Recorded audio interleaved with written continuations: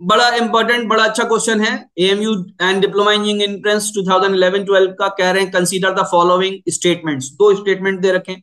Statement A is only one line can pass through a single point. एक single point से सिर्फ एक line पास हो सकती है, ये एक स्टेटमेंट है। बच्चों मैं एक सिंगल पॉइंट बनाता हूं, एक सिंगल पॉइंट ये बनाया था, सपोज कीजिए एक लाइन ये पास हो गई, एक लाइन और पास हो सकती है।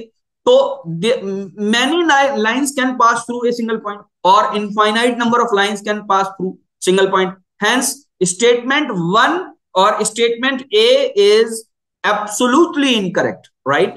Now let us talk about statement number B, that is two distinct line cannot have more than one point in common. What is your opinion? To distinct line, to distinct line का मतलब क्या होता है? Statement B की बात कर रहे हैं बच्चों, नोट कर लीजिएगा, बड़ी इंपॉर्टेंट बात बताऊंगा। Two distinct lines, two distinct lines का मतलब होता है, मींस लाइंस हैविंग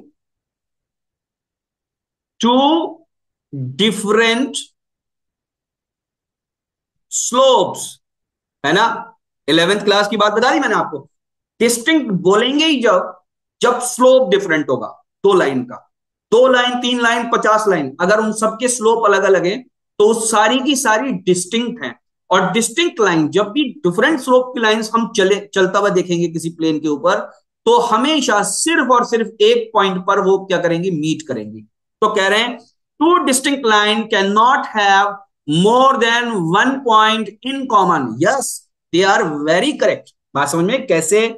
एक लाइन फॉर एग्जांपल ये है और दूसरी line, let me choose another colour, दूसरी लाइन सपोज कीजिए ये है, तो ये सिर्फ एक ही पॉइंट पे मिल सकती हैं। They can not meet more than one point, they will meet only one point.